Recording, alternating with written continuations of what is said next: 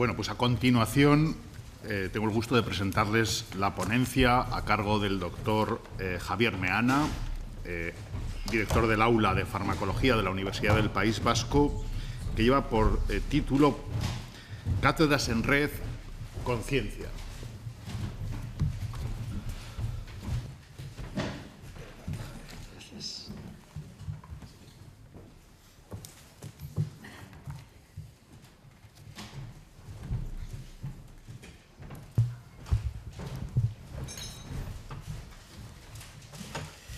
Bien, buenos días. En primer lugar, pues creo que lo que debo hacer es agradecer, en primer lugar, a la institución que nos acoge, a una de sus representantes que ha hecho la introducción al mismo y, por supuesto, pues a los asistentes, especialmente también a nuestros representantes que están aquí, pero bueno, pues colegas, compañeros de Cátedras en Red.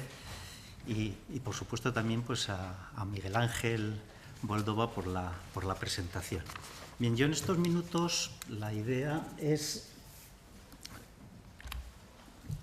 voy a presentarles en unos minutos, como les digo, las reflexiones del Grupo Conciencia. Se han ido mencionando algunas ideas clave por contarles un poco cómo fue el desarrollo del mismo, ¿no?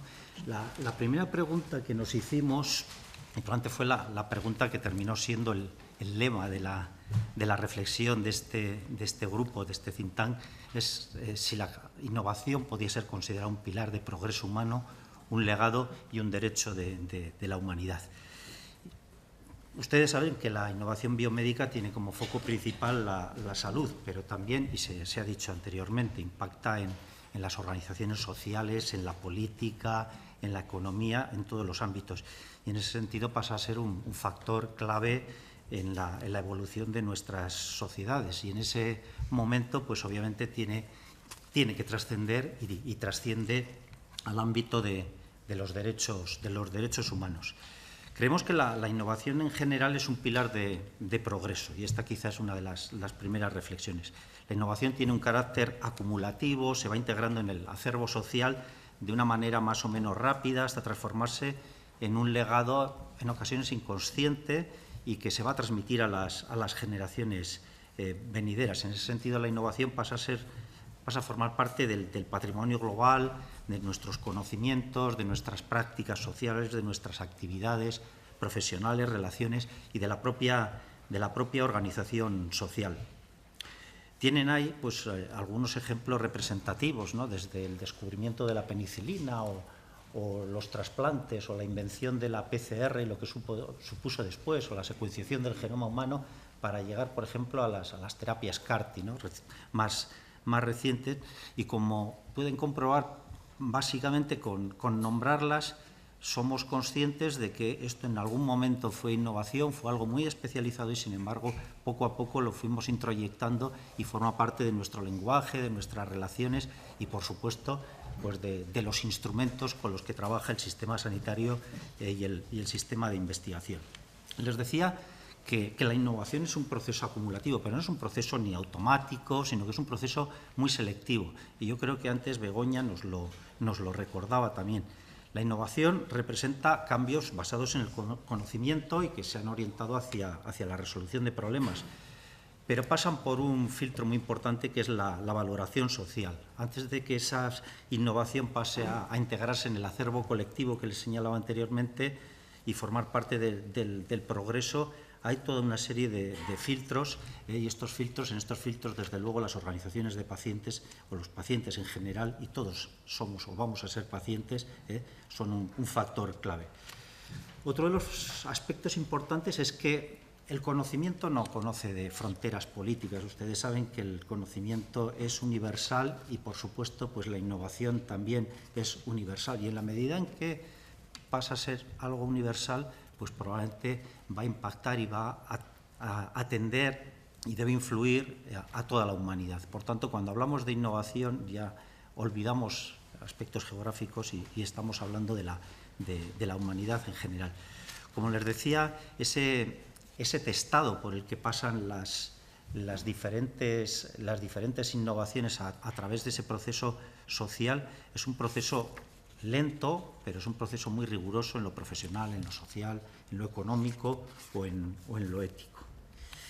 Esa valorización podríamos señalar que hay tres aspectos y se han mencionado aquí en la presentación ya desde el principio, ¿no? Este modelo de la triple meta o el triple objetivo, que es un modelo internacional donde se explica en qué debe basarse el desarrollo científico y en nuestro caso pues la innovación biomédica, nos indica que no solamente es la salud de la población, que en principio sí es el primer orientador, ¿no?, para el desarrollo de esa innovación, sino que posteriormente la experiencia del cuidado, el papel de los pacientes y por tanto un profundo componente humanista es clave y, como les decía, va a ser uno de esos factores que van a permitir o que de alguna forma van a dar paso a que tenga valor o deje de tenerlo esa innovación. Nos lo recordaba Begoña y creo que es justo reseñarlo.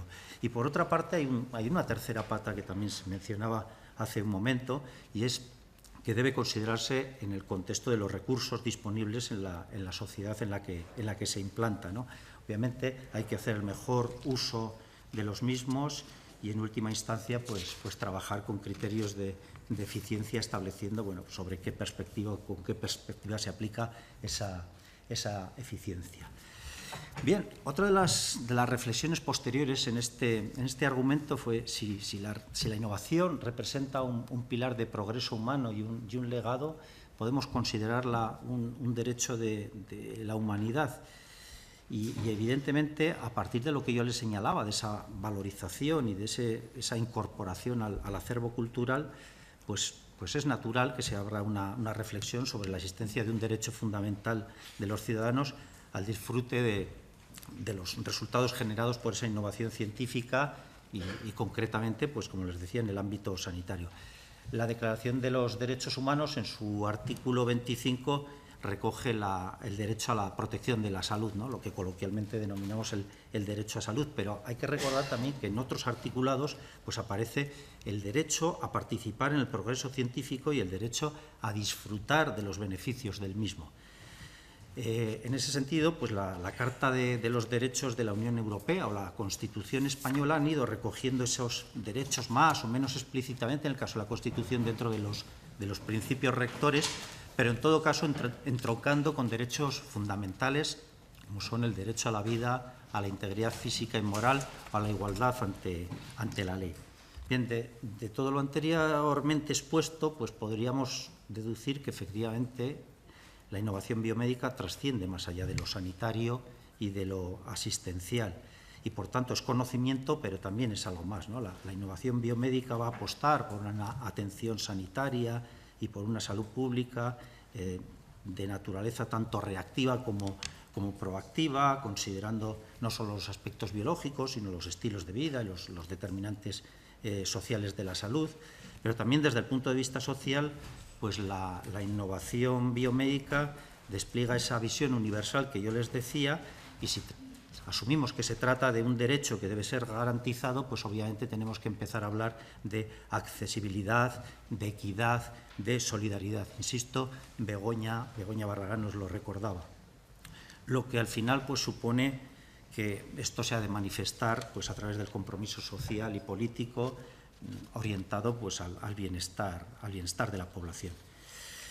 La investigación biomédica también sin duda contribuye pues a optimizar y racionalizar el gasto y la inversión sanitaria. Nos lo recordaban hace un momento con sus consecuencias económicas positivas y no solo en cuanto a costes o inversiones directas. También nos decían que la normalización de la vida de las personas al poder ser activas laboralmente, lo que mejora también su situación psicosocial y, por tanto, el bienestar, son factores clave sobre los que impacta la innovación de manera indirecta.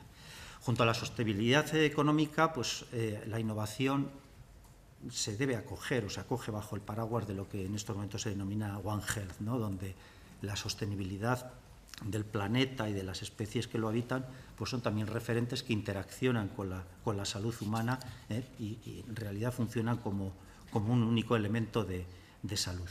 Finalmente, pues el impacto de la innovación es de tal calibre que, nos lo decía Miguel Ángel en la presentación, es de tal calibre que son necesarios unos principios éticos que orienten el desarrollo de esa implantación. Esos principios pues han de tener como base pues la dignidad de las personas y tener un fuerte humanismo en todas sus actuaciones.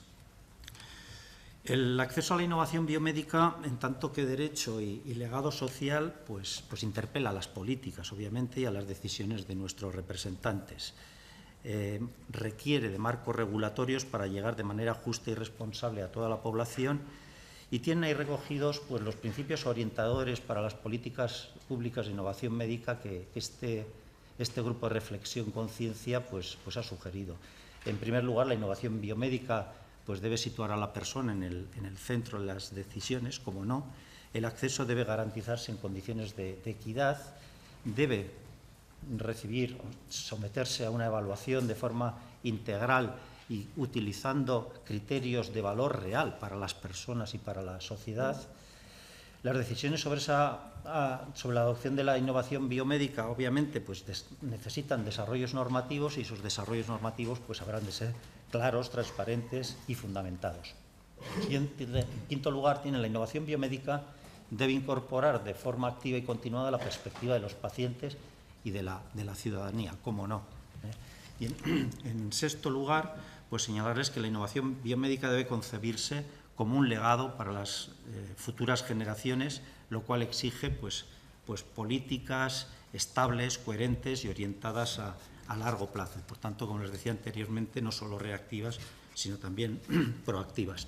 Así que, como resumen de nuestra reflexión, pues los puntos claves que he intentado transmitirles en estos minutos son los que tienen ahí señalados. El impacto de la innovación biomédica va más allá del ámbito sanitario, promueve desarrollo económico, justicia social y cohesión.